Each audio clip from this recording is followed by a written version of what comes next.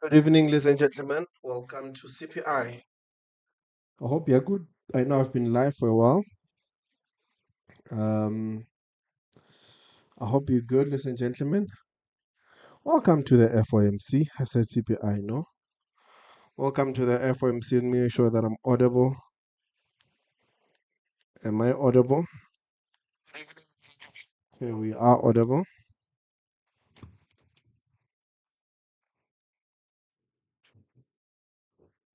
Yes?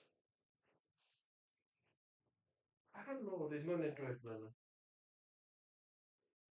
There's no network.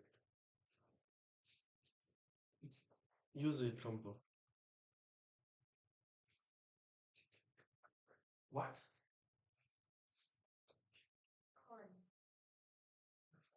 You want something to fit on? Plug. There is a plug. I'm coming to help you.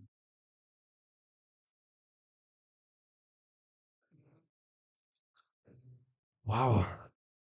This thing has been well until now. Wow.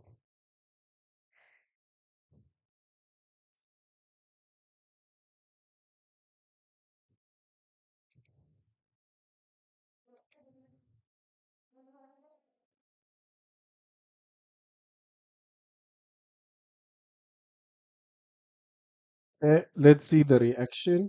Um, it's coming out in. Okay. But as I said, it will come out the same. That's all I will say. It will come out exactly the same. Let's see. Came out exactly the same as expected. Not so much volatility because they have already priced in. They've already priced in that the post reaction as the market moves to the upside. I think the most important thing that we should be looking out for is Powell pressure. I think that what will give moves. But for now, clearly see a reaction up. We get an invasion there of the first 5 minutes. If it closes above, good reaction. So let's wait for Powell's speech and then we'll take it from there. Yes, Nana. Eh?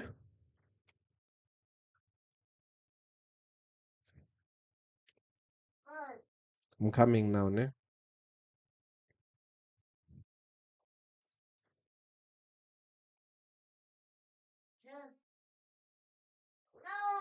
What are you fight? Why are you fighting for?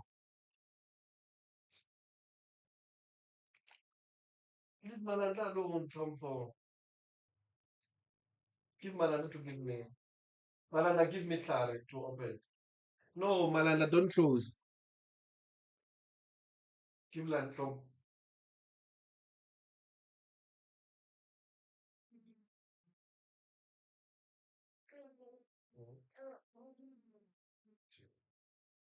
Don't touch your eyes. Yes? Yeah.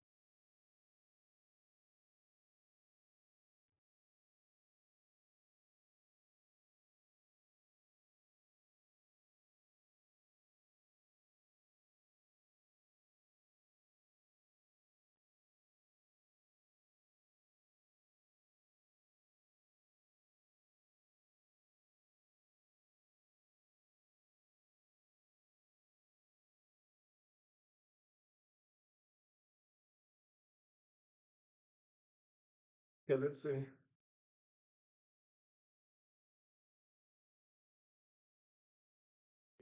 Just gonna confirm something here. Uh,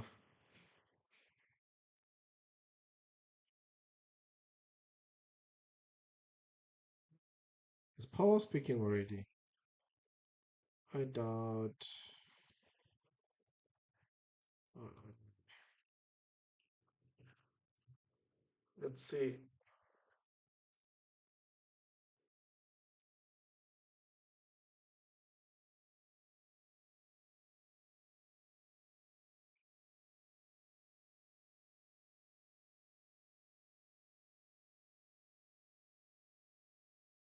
Where is the Fed's two watch two? Um, here we go. Yes. Okay. The Feds have not started speaking. Don't forget to like and subscribe. The Fed has not um Fed has not come in. The first reaction we see was just not anything because we have already pressed in for the exact thing that came out now. So the Feds will be speaking. Just quickly confirm. Then I'll be here with you. I'm just gonna try fix something for my kids. We are waiting. Yeah, we're still waiting for the Feds to come through. I'll be right back. Hold on for me.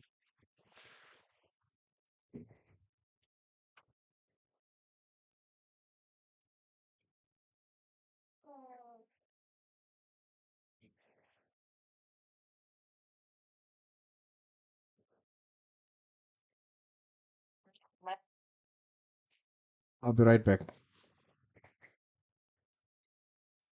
Come, let's go.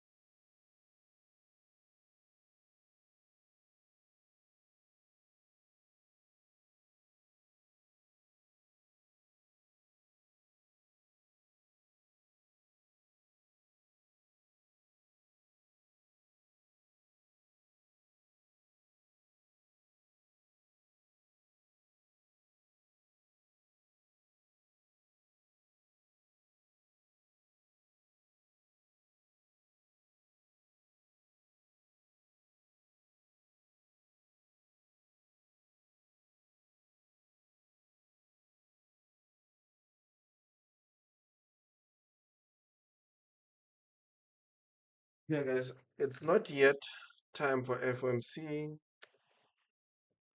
Uh, Still fighting to fix my kids' TV.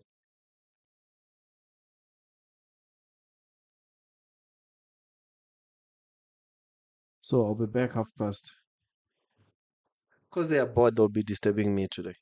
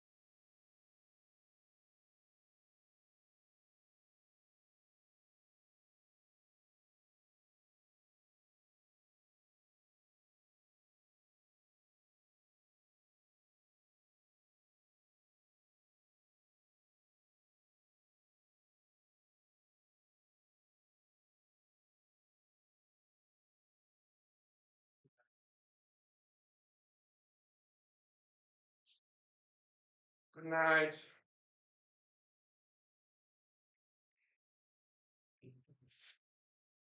Oh.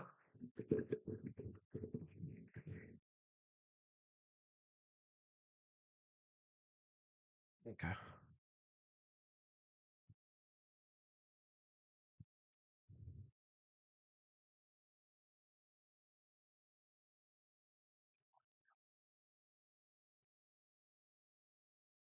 Okay, he's speaking. At today's meeting, the committee decided to maintain the target range for the federal funds rate at 3.5 to 3.75%. From last September through December, we lowered our policy rate 0.75 of a percentage point, bringing it within a range of plausible estimates of neutral. This normalization of our policy stance should continue to help stabilize the labor market while allowing inflation to resume its downward trend toward 2%. But the implications of events in the Middle East for the U.S. economy are uncertain. In the near term, higher energy prices will push up overall inflation, but it is too soon to know the scope and duration of the potential effects on the economy. As we said, we will continue to monitor the risks to both sides of our mandate. We are well positioned to determine the extent and timing of additional adjustments to our policy rate based on the incoming data, the evolving outlook, and the balance of risks. In our SEP, FOMC participants wrote down their individual assessments of an appropriate path of the federal funds rate under what each participant judges to be the most likely scenario for the economy. We've just taken out the low. The median participant projects that the appropriate level of the federal funds rate will be 3.4% at the end of this year and 3.1% at the end of next year, unchanged from December. As is always the case, these individual forecasts are subject to uncertainty, and they are not a committee plan or decision. Monetary policy is not on a preset course, and we'll make our decisions on a meeting-by-meeting basis. To conclude, the Fed has been assigned two goals for monetary policy: maximum employment and stable prices. We remain committed to supporting maximum employment, bringing inflation sustainably to our 2% goal, and keeping longer-term inflation expectations well anchored. Our success in delivering on these goals matters to all Americans. We at the Fed will continue to do our jobs with objectivity, integrity, and a deep commitment to serve the American people. Thank you, and I look forward to your questions. Let's hear what the questions are. Thank you. Colby Smith of the New York Times. There's been some debate about whether the Fed should look through the inflation that will come from higher oil prices stemming from the Middle East conflict. Is that the right approach at this juncture? And to what extent does the fact that inflation has been above target for roughly 5 years now influence the committee's thinking around this? So, first, let me say we're well aware of the performance of inflation over the last few years and how a series of shocks have interrupted progress that we've made over time. And that happened most recently with tariffs, and now there will be some effects on inflation coming forward. The thing that's really important that we see this year is progress on inflation through a reduction in goods inflation as the one-time effects on prices of tariffs go through the system, go through the economy. That's the main thing we're looking for going into this exercise. And we need to be seeing that to sort of understand that we actually are making progress, because on net we didn't make progress. And if you look at total core inflation, it's about 3%, and some big chunk of that, between 1/2 and 3/4, is actually tariffs. So we're looking for progress on that. The question of whether we look through the energy inflation doesn't really arise until we have kind of checked that box. It, of course, is kind of standard learning that you look through energy shocks, but that's always been dependent on inflation expectations remaining well anchored. And I think now it's also dependent on what you mentioned, which is that broader context of 5 years now of inflation above target. We have to keep all of those things in mind, and the question of looking through when it does arise will be one to approach not lightly, but in the context that you mentioned. And just on the SEP, can you help us make sense of why there is still a bias to cut for most officials this year, despite the upward revision to headline and core inflation and the essentially unchanged forecast for growth and unemployment? I'm just curious kind of what what's the genesis behind the need? What's the need for the cut? Yeah, so, there are 19 people, and so 19 reasons, 19 individual submissions, and if you notice, the median didn't change, but there was actually some movement toward, a meaningful amount of movement toward fewer cuts by people. So 4 or 5 people went from 2 to 1, let's say, 2 cuts to 1 cut. And each person has individual, stories behind what they want to do. But essentially, So it is that after the the forecast is when you look at the that 10-year we'll be yield, making progress on inflation. Not as much as we had hoped, but some progress on inflation. It should come as we start to see in the middle Which of the means year we might not get progress rate cuts on tariffs. Going through once and then tariff inflation coming down. We should be seeing that. And the rate forecast is conditional on the performance of the economy. So if we don't see that progress, then you won't see the rate cut. so rate cuts basically are not coming because it's all dependent on Thank the you, Howard Schneider with Reuters. on Just the to follow up performance a of little the bit to be economy. clear, And we all know that is the higher inflation economy as much penciled as in here for resilient, 2026 but labor solely the market. result of the oil shock or something else? So that's going to be part of it. But, that wouldn't be most of core, right? So the oil shock for sure shows up here. Some of that will be in core as well. But yes, but no, there's also just the feeling that we haven't seen, the progress that we had hoped for on core goods. And on tariffs and on the rest of it. So for whatever reason, people did write up their inflation forecast. That will certainly be tied to events in the Middle East and the price of oil, but it's also, I think, a reflection of the slow progress we've seen on tariffs, which we believe we will see. It's just a question of how long it takes for them to get all the way through the economy, and it just takes some time. Right. And is the lack of change in the SEPs, again, just to explicate this a little bit, more due to the expectation that the oil portion of this will pass through, or more out of concern that there is a potential blow to consumption and growth coming in the form of wealth effects with the stock market down, in the form of gas prices, diverting spending from other parts of the economy? So I didn't get the second part of your question. The consumers are going to be potentially diverting money to gasoline from other parts of the economy. There could be a growth shock or a redistribution of spending there that can hit consumption, wealth effects as well. I guess I'm wondering, is the rate forecast not changing because you think the oil shock is going to be temporary, or because you want to be sure you're positioned in case growth starts to slow? So the thing I really want to emphasize is that nobody knows. The economics effect could be bigger, they could be smaller, they could be much smaller or much bigger. We just don't know. So people are writing down something that seems to make sense to them, but have no conviction that to your point, if we have if we have a long period of much higher gas prices, that's going to weigh on consumption. That'll weigh on disposable personal income, and it'll weigh on consumption. But we don't know if that's going to happen. Something quite different than that. We might have much lower than expected pass-through. So people write down, this is one of those SEPs where a number of people mentioned if we were ever going to skip an SEP, this would be a good one, because we just don't know. So I wouldn't say there's a conviction that this is going to go through quickly or not quickly. It's just you got to write something down, and this is something that is that people wrote down. We don't debate how long. How do you do that? We wouldn't be able to debate what the length of or size of these effects would be. We just have to kind of make an individual statement. And also, what you've written down before you'll be reluctant to move too far away from that, just because you don't know. It's so unclear what the direction from this particular end will be. Meanwhile, the growth has been solid, and inflation, the overshoot is mainly from the goods and tariffs. And, the labor market is, the unemployment rate, of course, is little changed since September. You have a very, very low break-even rate, apparently, for new jobs, with little growth in either demand or supply. But the U.S. economy is doing pretty well. It's just we don't know what the effects of this will be, and really no one does. Steve.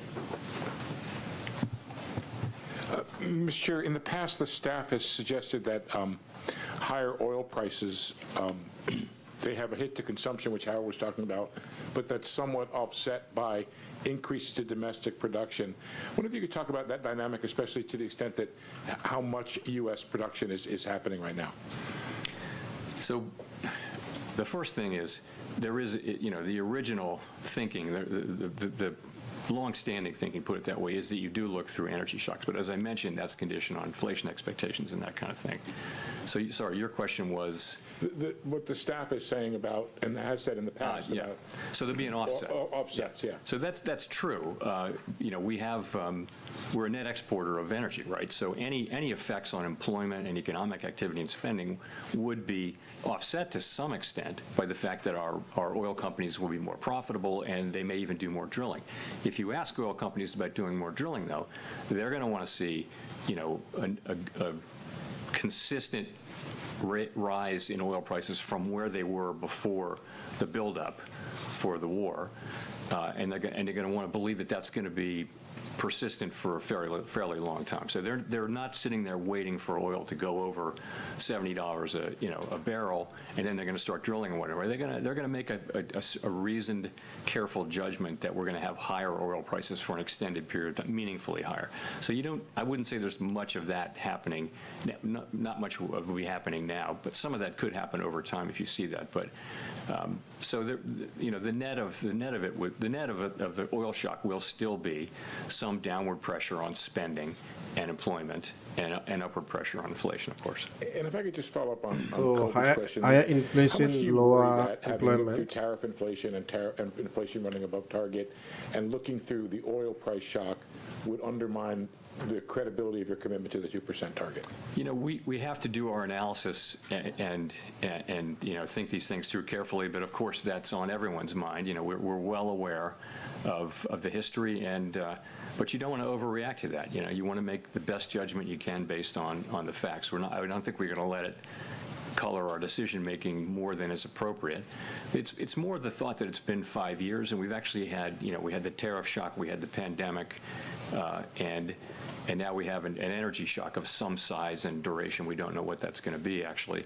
And, it's one of those things where it's a repeated set of things, and you worry that that's the kind of thing that can cause trouble for inflation expectations, and so we worry a lot about that, and we are very strongly committed to doing what it takes to keep inflation expectations anchored at 2%, and I think it's important that we do that. Very important.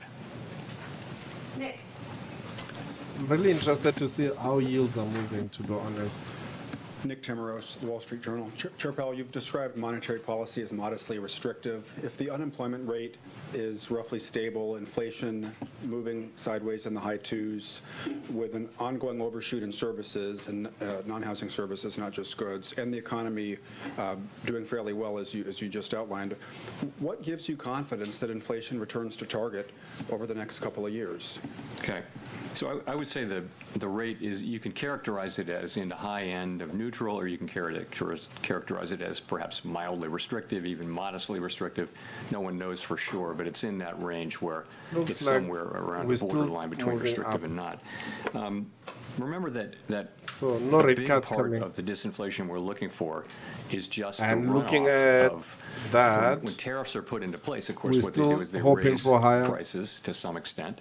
To the extent those prices are Looking at this, we're still looking for higher prices, which means we might not get rate cut, and for this year we might get one, or we might not get any, given the war and the inflationary pressures that the war puts on inflation.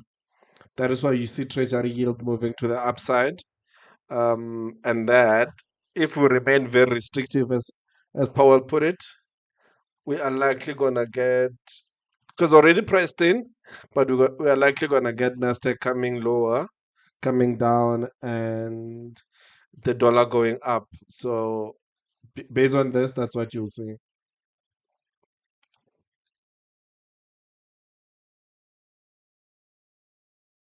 You see, look at the dollar.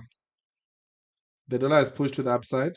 That's what I was discussing now, to say they are restrictive. We might not get rate cuts, and the dollar is in demand right now with inflationary problems. though the labor market it's a problem, they might not cut, they'll keep it the same. So we see the dollar going high, we see yield coming up as well. So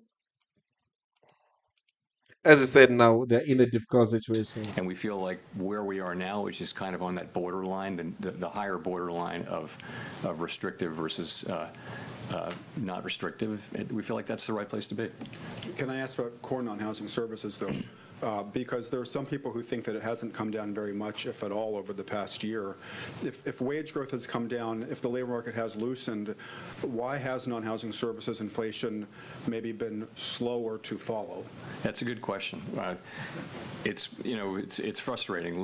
Non-housing services they basically moved sideways for a year. They're at the same level, and we do expect that they will come down. But it's a bunch of idiosyncratic things. But at the same time, that is one of the things we should be seeing, because to your point, the labor market is clearly not a source of inflationary pressures, and that should really matter for non-housing services, but we're not seeing progress there. So we do, what we expect for next year is what we want to see for this year, rather, is continued progress on housing services, finally seeing that, the goods inflation come back down because the one-time effects of tariffs are through, and then also get some help from non-housing services. That's what we'd like to see. But it's a good question why we didn't see much of that last year. Edward. Thanks, Chair Powell. Edward Lawrence with Fox Business. So in December, we saw employment numbers revised down to negative 17,000. January revised down. February posted a loss of 92,000. Is the employment side a far greater risk? That's a very good than question. The inflation side, because we are seeing inflation. CPI is close to 2%. PCE has ticked down overall. It's really, I wouldn't say that. I wouldn't say that that's clear at all, that one is more at risk than the other. So you can point to the unemployment rate being stable, and, in a world where both supply and demand for workers have come down very, very sharply over the course of the past year due to immigration policy largely, a ratio is going to be a better thing to look at than job creation, for example. So, and the ratio is the unemployment rate, and it's been stable since September. So that tells you that. Inflation, you can. We're at 3.0% core. Inflation 2.8% headline. So we've been well above the 2%, that amount, whatever it is, 0.7, 0.8, or a full percentage point above 2% for some time. And that's a concern. We need to get back down to 2%, and we need to keep focused on that, even though we do now face some new inflation from energy. So I'd be hard-pressed to say that one of them is obviously more at risk than the other. And if I may, what happens if there's no Federal Reserve chairman confirmed on May 15th? Would you stay on? So if my successor is not confirmed by the end of my term as chair, I would serve as chair pro tem until he is confirmed. That is what the law calls for. That's what we've done on several occasions, including involving me, and it's what we're going to do in this situation. And while I'm at it, on the question whether I will leave while the investigation is ongoing, I have no intention of leaving the board until the investigation is well and truly over, with transparency and finality. And I would refer you to the statement that was in the Fed's brief that you all have seen, and I won't have anything more for you on that. On the question of whether I will then continue to serve as a governor after my term ends and after the investigation is over, I have not made that decision yet, and I will make that decision based on what I think is best for the institution and for the people we serve. Figuring you probably were going to set the dominoes off there, Edward. And I'm not going to have any more to say on those issues, by the way. Thank you very much. Claire Jones from the Financial Times. People have drawn quite a few historical parallels with the current situation. We've seen oil price shocks in the past. Some people have said the first Gulf War and the Fed's response to that, where there was a focus on the growth risks, is the right parallel. To what extent would you agree with that, and to what extent do you think we're in a different place today? Thank you. It's really hard to say until we see the situation, the actual situation. In some circumstances, that might be the right case. In fact, for example, if we do see the kinds of disinflationary progress that we expect to see due to tariffs that I mentioned. I think it's hard to say, and it will depend to some extent on the size and duration of the effects we're seeing on prices, and it will depend a lot on what we can see in inflation expectations. And just one follow-up, if I may, just on the BLS report that was mentioned briefly there. It doesn't seem Dollars coming down. Treasury yield are going up. The dollars coming down. Treasury yield are going. I mean, indices. For example, Nasdaq is coming down. Treasury yield going up. The dollar currency is going up. As much as the Feds are remaining restrictive given the war and the inflation concerns. You know, in a way, the January report was a positive surprise, and the February report was a negative surprise. If you put them together, you get something in the middle, and I think you have to really, as you do, I'm sure, realize there was a strike and there was weather, and that's about 80,000 of the negative effect total on the February report. Notwithstanding that, so what do you see if you take a step back overall? There are a number of indicators that suggest a degree of stability, but the thing that I think good number of people on the committee are concerned about is just the very, very low level of job creation. If you adjust what has been the trend job creation over the past, let's say, 6 months, if you adjust that for what we think, our staff thinks, is the overstatement due to overcounting, effectively there's zero net job creation in the private sector. But actually that looks like that's about what the economy needs in terms of dealing with very, very low, non-existent, really, growth in the labor force, which, of course, we've never had in our history. So you've got a sort of a zero employment growth equilibrium. Now that's balance, okay, but I would say it does have a feel of downside risk, and it's not kind of a really comfortable balance. So we look at that, we see it, we get it, and I mean everybody understands the arithmetic, and that's you can say the break even is zero, but nonetheless it's something we're watching carefully, and are concerned about. But ultimately, though, you can argue that it's a consequence of deliberate policy, which is really the changes to immigration. That's the biggest factor there, and but nonetheless something we watch carefully. Andrew. Thanks, Chair Powell. The economy's experienced a series of supply shocks in the last few years, COVID, tariffs, 2 oil price shocks. Do you think that is bad luck, or has something changed in the world that makes supply shocks more common, and does the central bank need to start taking account of the risk of supply shocks as a more common problem? We did go through a long period where the shocks were all demand shocks, and so we've had a lot of practice thinking about supply shocks in the last 4 or 5 years, for sure.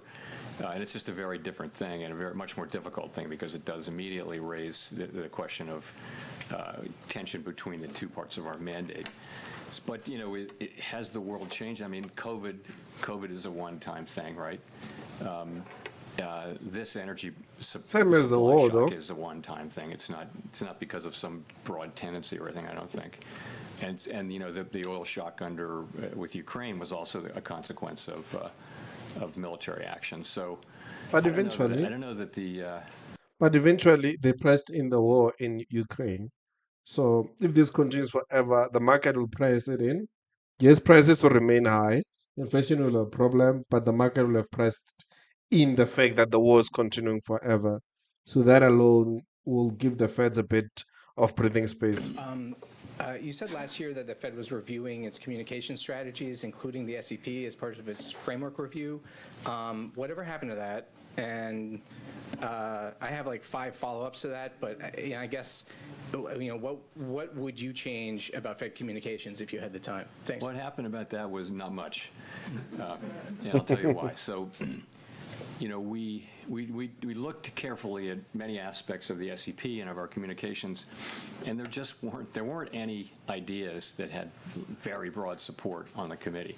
And you don't want to make a change to your communications unless you have the committee behind that. So we didn't really make any changes on that. I had hoped that they had some things that I wanted to do, but they didn't attract broad support, and we'd already made all the changes we made to the framework. That was a critical thing. So we didn't. And, I wish we had been able to do some things, but we didn't. So maybe the next chair will take a look. I'm sure he will.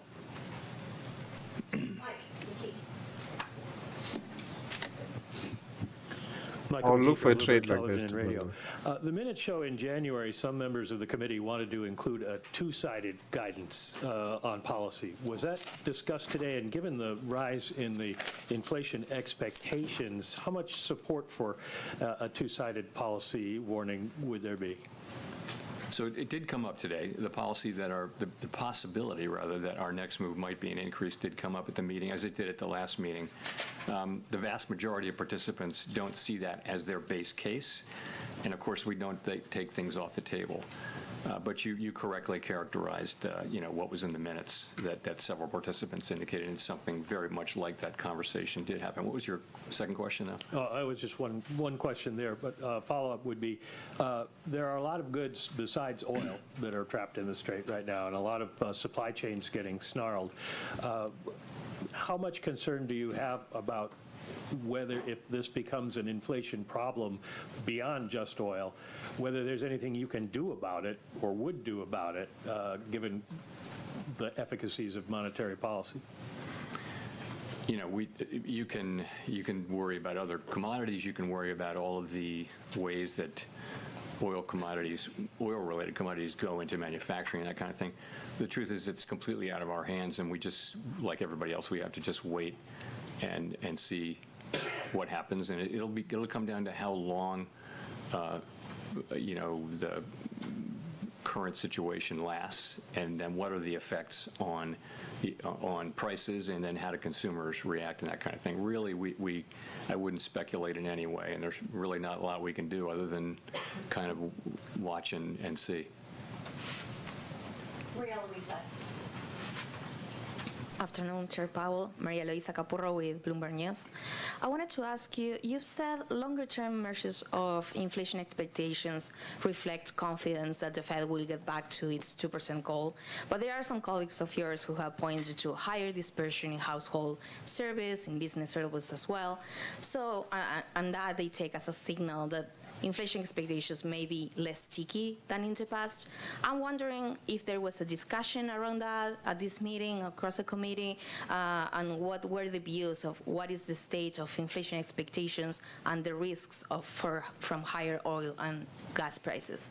So at this meeting, I mean, a number of people mentioned and staff briefed on short-term expectations having moved up quite a lot for reasons we understand well.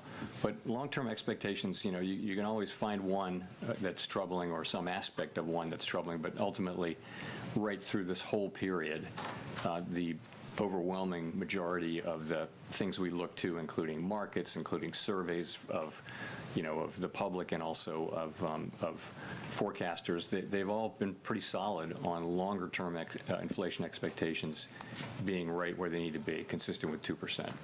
So that continues to be the case. We didn't have a lot of conversation about that. I think everyone does agree that we'll be watching those extremely carefully as we see the effects of the price increases come through from the conflict. And still on how the discussion went across the committee, before coming to this meeting, there were some members who were discussing the risks of a slowdown in growth, and at a time of where inflation remains high. It really doesn't seem that most members are penciling in a slowdown in growth. No. But has there been any discussion of the risks of stagflation at this point? So people actually wrote up their growth forecast by a tenth, and I think that's probably to do with just growing confidence in productivity. But sorry, and your second question was just. If there have been any discussions about the risk of stagflation scenario. Yeah, so as I mentioned, there's tension between the two goals, right? The upward risk for inflation and downward risk for employment. So, and that puts us in a different situation. You know, when we use the term stagflation, I always have to point out that was a 1970s term at a time when unemployment was in double figures and inflation was really high and the misery index was super high. Add them together, you get the misery index.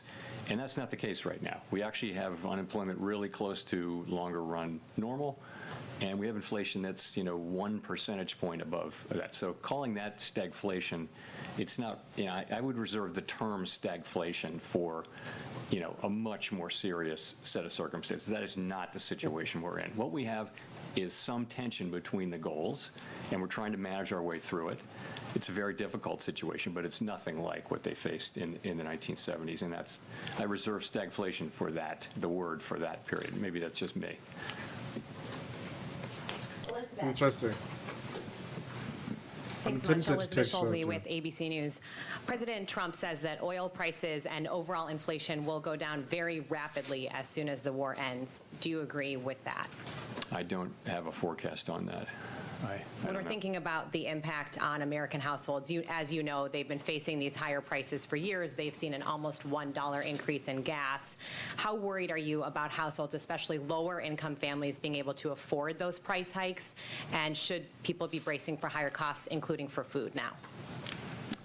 We don't know how big these effects are going to be, and I don't want to characterize them in any way. Of course, people are already seeing gas prices. Gas prices are up almost $1 a gallon. We hope that isn't for a long period of time, and of course people will feel that, but I don't want to speculate about what that might mean, because honestly that would sound like I have some idea of what's actually going to happen, and I don't think anybody really does. We're going to see how this works out, and I just would leave it at that. Victoria. Hi, Victoria Guido with Politico. I just wanted to ask, for purposes of the next meeting, how the Middle East war develops between now and then, how are you thinking about what might guide action at your next meeting? I mean, if we have oil prices, above $100 a barrel the entire time until the next meeting, is that going to change your wait and see stance? Like, what would lead you all to move, or are you on hold pretty indefinitely? We'll have to wait and see. I mean, we always say we're going to learn more by the next meeting, and usually we do, but in this case we're going to learn a lot, because we're going to learn 6 weeks to the day till the next meeting, and we're going to see whether what happens is it's going to be very important for the way the economy looks and the way the outlook evolves with what happens in the Middle East. That's going to be a big factor, and we'll know that then. I don't know how it's going to affect our thinking. I really don't. And we did talk about alternative scenarios a little bit, but it's just, I wouldn't bring that in here. It's very uncertain, and I just want to remember that we don't know, and we shouldn't assume it's going to be one thing or another. We're going to see. So is it a matter of you don't know how the situation itself is going to evolve, or even if things remain as they are, the economy could still remain relatively durable in face of them? Yeah, that's true too. No, I mean, the U.S. economy has just, made it's been strong through a whole bunch of challenges. I mean, if you go back to 2023, when we raised rates a lot in 22 and 23, and close to 100% of economists called for a recession, which didn't happen. In fact, 2023 was a really strong year. So the U.S. economy has really been just doing pretty well through a lot of significant challenges over the past few years. It's been amazing to see. And I don't know what's going to happen in the next intermeeting cycle, and I don't know what's going to happen in the Middle East. I wouldn't want to speculate.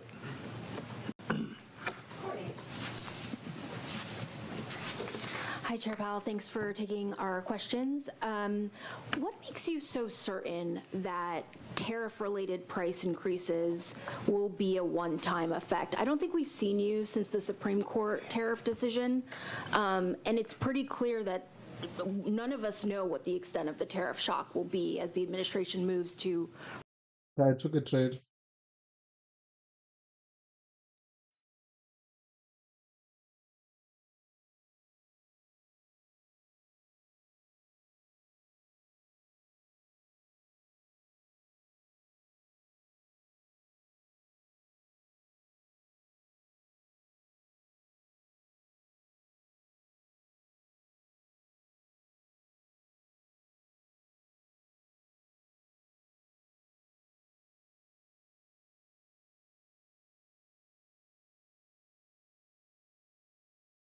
I took a shot, and I'll explain after Paul why I took a shot, but I took this shot, yeah. I believed they might not get rate cards.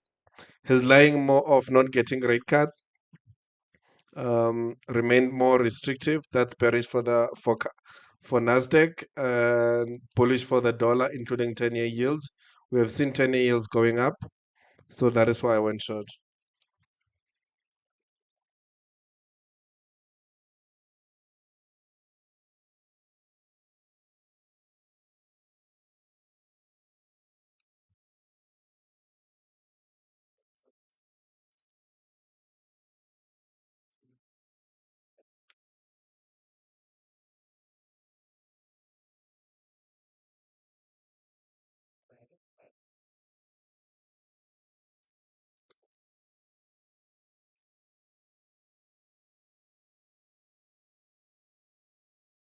The history that they're seeing of tariffs coming through into prices, they can now have an arc, and for all the tariffs, they can say, well, so we have, I think, a slightly more confidence that we will see tariff inflation coming down, not prices, but you won't see further increases, and we should start seeing that more and more in the middle parts of the year. We do expect that. Now, you're also right, though, that the level of tariffs came down fairly meaningfully in the wake of the court decision. But the administration said they're going to get that rate right back up to where it was. So, and we assume that they'll do that over time. So that's how we think about it. Thank you. Hi, thank you. Chris Rugaber at Associated Press. You talked about the shortcomings of the SCP in this environment. I wanted to ask about, or throw in an additional thing, which is the fact that it's happening before transition. Is there still some value, perhaps, in the public knowing what other Fed officials are thinking, the ones who will stay on for the rest of the year and beyond? And does that even handicap your successor in any way? Well, just in terms of having a whole committee expressing its views, is that something that locks them in for the rest of the year? No. We never. The SEP is never. People are more than happy to change their SEP dots. They're no way bound by them. It's your opinion at a moment in time, which can change based on events. Sometimes very quickly. So it never locks people in. People are more than happy to be proven wrong in either direction. And so I just think we do it. And, I mentioned this was a time when it's very hard to do it. During the pandemic, we actually took one meeting off, I think. But we don't like to do that just because it's hard to do. We should just keep doing it. But I just would say for this one, though, I think it's even more than usual good to take the forecast with a grain of salt, because subject to just very high levels of uncertainty.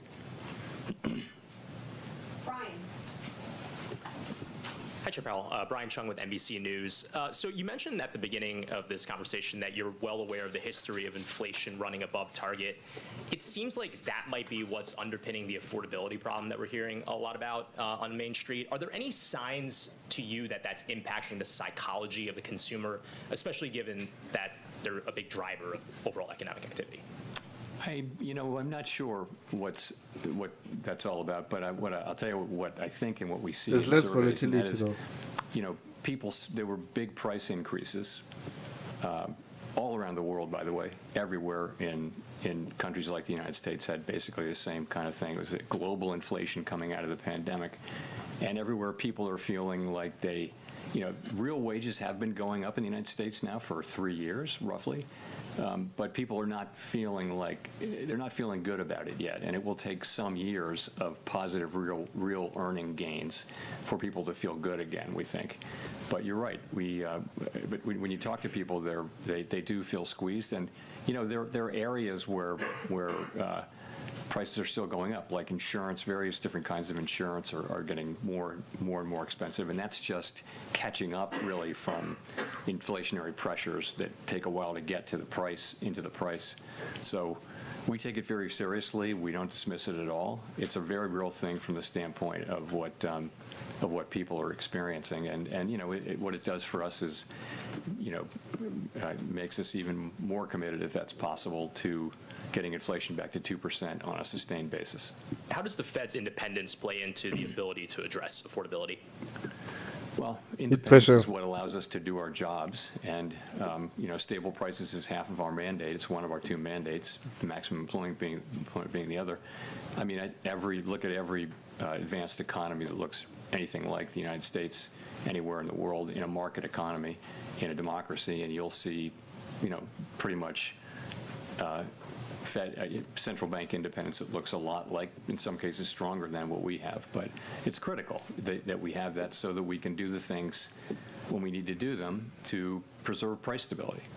And it's an accepted standard practice, and I think has a lot of support, certainly in Congress, which is where our oversight is in Congress.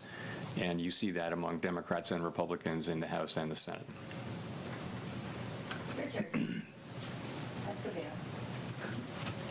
Hi, Chair Powell. Richard Escobedo at CBS News. Thanks for doing this. Two questions. One, how high would oil prices and broader inflation have to go, and for how long, for the committee to consider hiking rates? And then secondly, diesel prices are rising faster than gas prices. How concerned are you that the increase in diesel might drive up food and goods prices and lead to broader inflation? Yeah, I'm not going to give you an example or specific answer on the first question. You know, we're prepared to do what needs to be done, but I wouldn't want to hypothesize about what that might be. You know, in I'm terms interested of in knowing prices.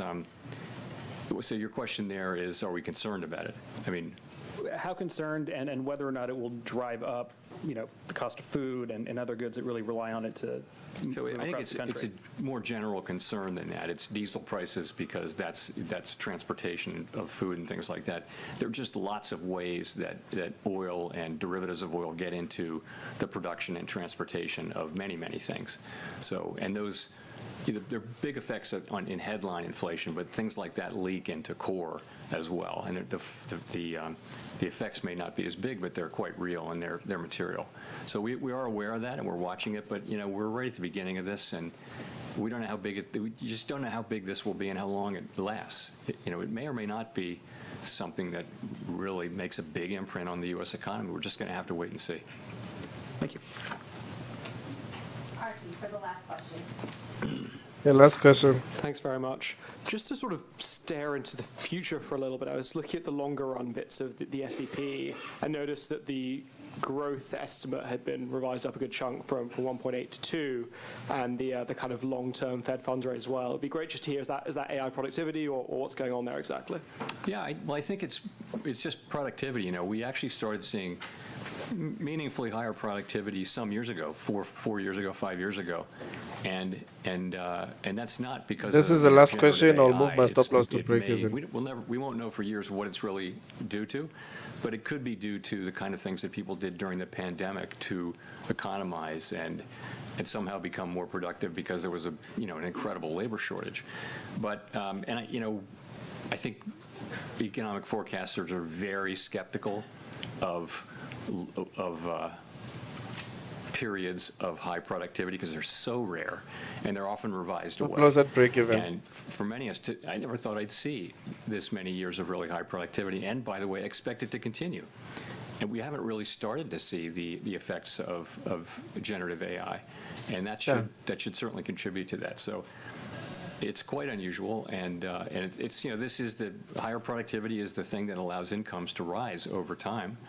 And so it's a great thing. Was that your question? Yeah, no, I was just curious what lay behind that. And just briefly on that as well, to finish up, you hear the argument a lot, this is a sort of disinflationary story, and if you believe that productivity thing, that should also weigh down on inflation over time, maybe then kind of pull down where rates end up. Do you kind of agree with that line of thinking, or do you think that's not how you should think about where the rates I think you have to be cautious about that, in particular if you're talking about AI, about generative AI. So remember, in the short term, sorry, I've moved my stop loss to break even. I still believe it's going to come lower, but normally after when it's done taking, there's a bit of volatility, but I still believe it's going to come lower. Remain restrictive. we tend to see stocks coming down because it becomes expensive. Borrowing becomes expensive. Company in Kaza expand because of borrowing becomes expensive. Consumer confidence and consumer affordability reduces with continuous higher interest rate, and that we see the dollar going to the upside. We see treasury yield up. So that is why I'm shorting, given everything that is said.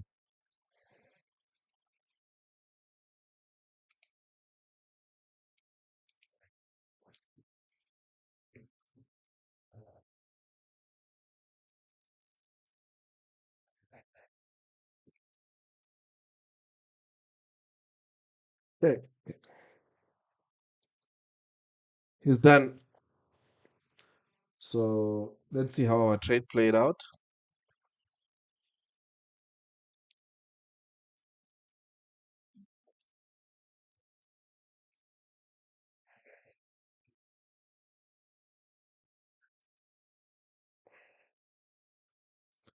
He's done.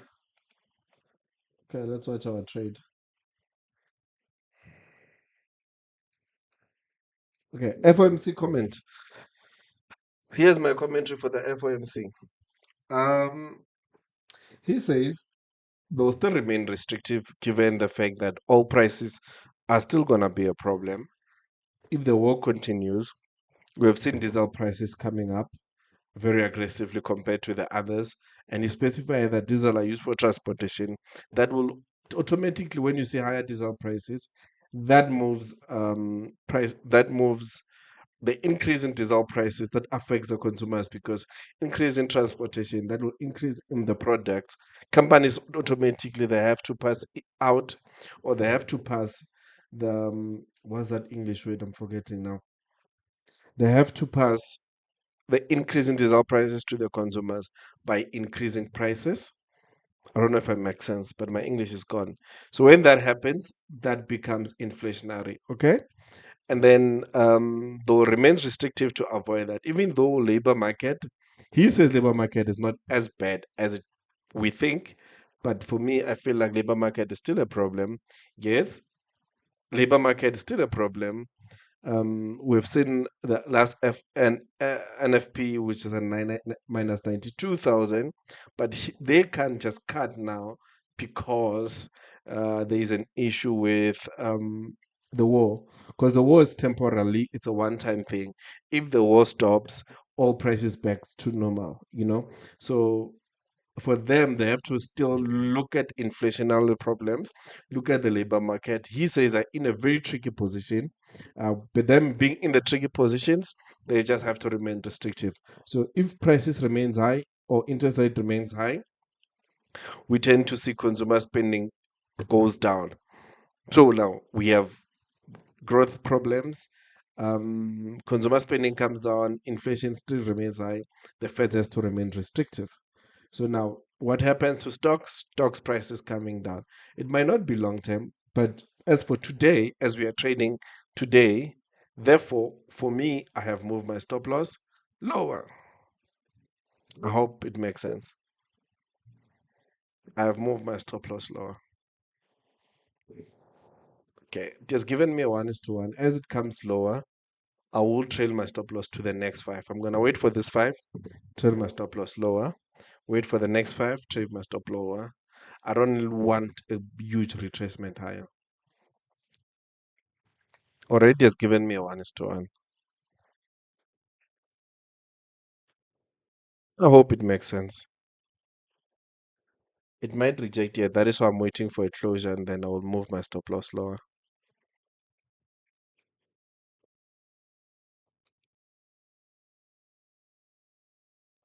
Okay.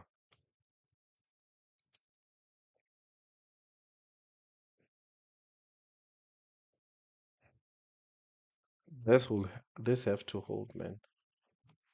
This five have to hold.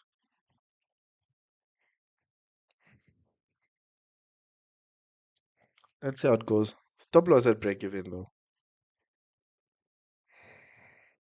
I only wanted to close bullish for me to do what I wanted. I wanted it for it to close bearish.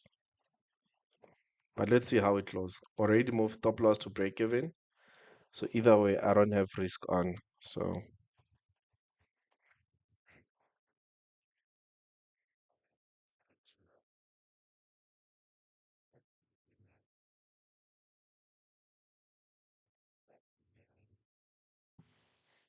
2 minutes before 5 minutes closure.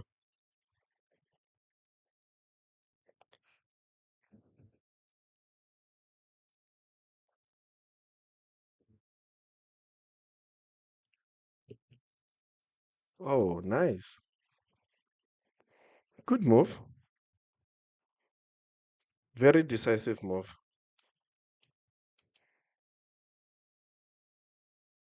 One-minute closure.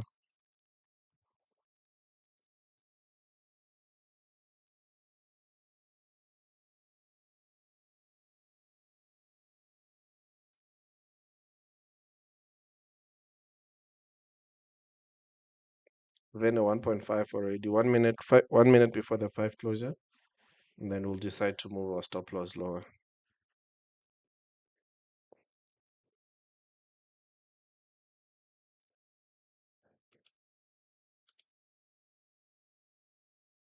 Could reject all the way up. This thing is crazy, trust me. It could reject all the way up. But I will move my stop loss aggressively.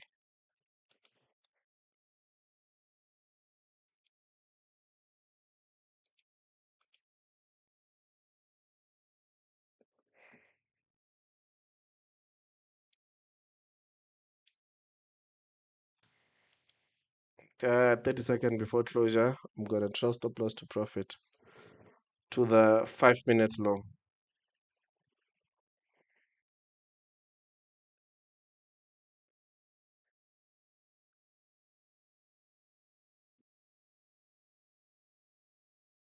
Okay, stop trail to the 5 minutes low.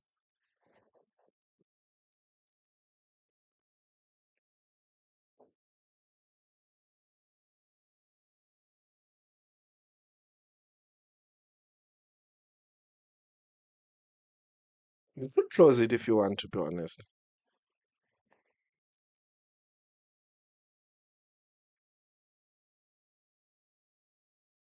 I just want to see this for 5 minutes. If the 5 minutes closes here, I'm gonna trail to that. So we have just opened the next 5. What might happen, this 5 can come all the way to retest this low here. That's where my problem is. That's why I don't wanna be aggressive. So I'm just waiting to see how the 5 close. Wherever the 5 close, I'm gonna move there.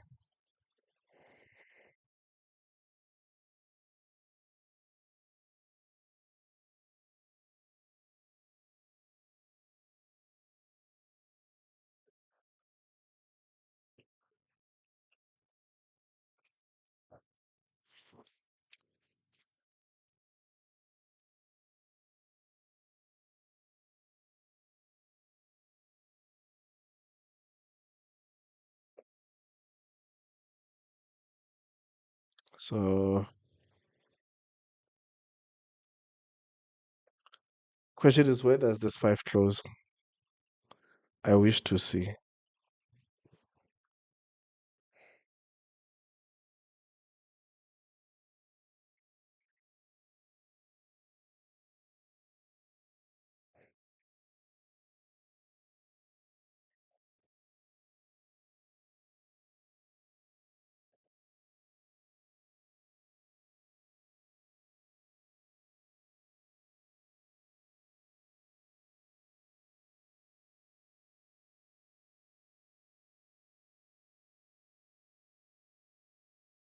Come on, close lower, man. It would be nice if it closed below this low. If it closed below there, that would be very positive.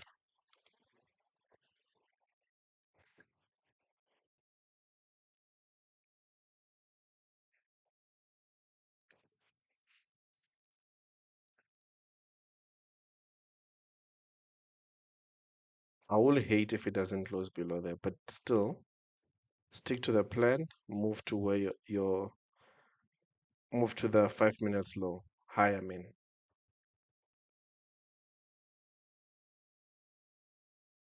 I hate how it's closing.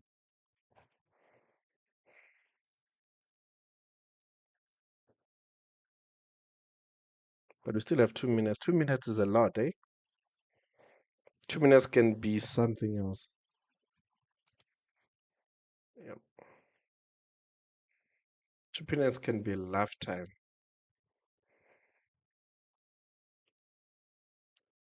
Yeah, as I was saying, 2 minutes can be a lifetime.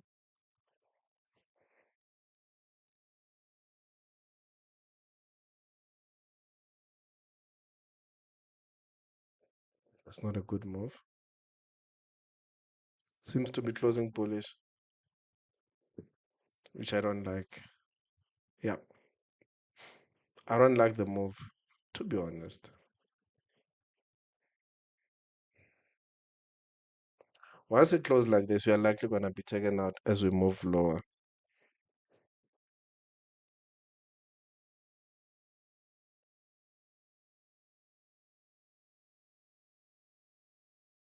See how it closes. 1 minute before closure.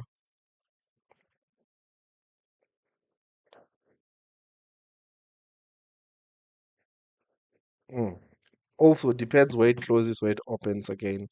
Because it might close where it is, and it immediately opens going higher, which might not even give me an opportunity to trade. I just don't like how it's closing.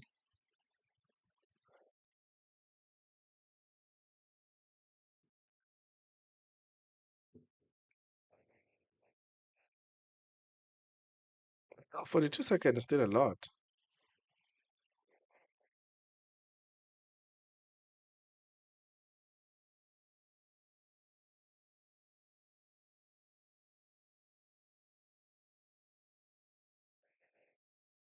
Twenty seconds.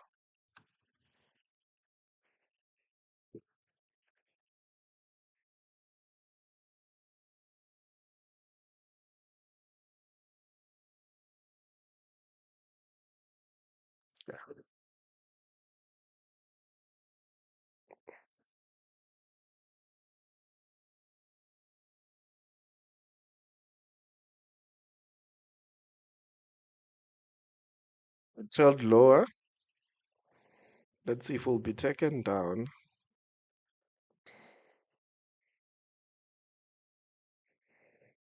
If it continues moving up, so this is where my stop is now. I'm ready to take profit there. It's about to be taken out.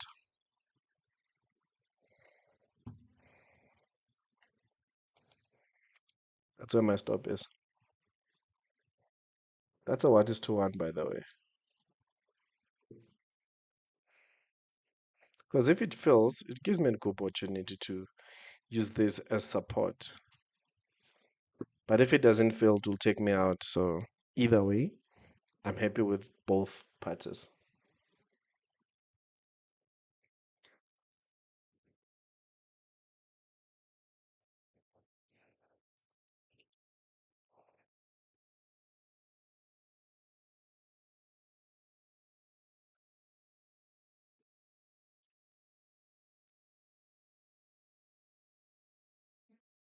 To make a call.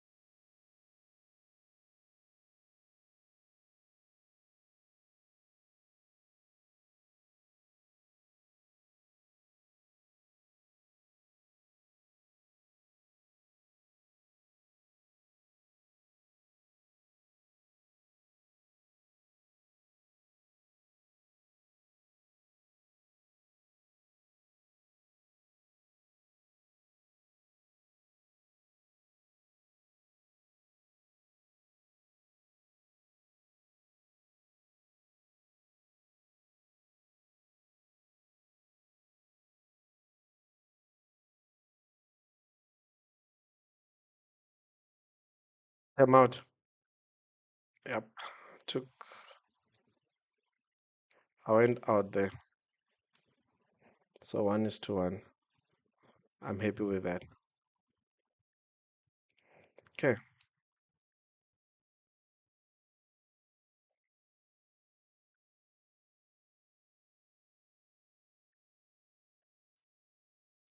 Okay, guys, thank you so much. I love you all. Have a great day, and I hope you had a good FOMC. I think I've already spoke about FOMC. I have other things to do. Other than that, thank you so much, guys. I truly appreciate all of you. Truly appreciate all of you joining me. Other than that, see you tomorrow during the AM session. It was a good FOMC.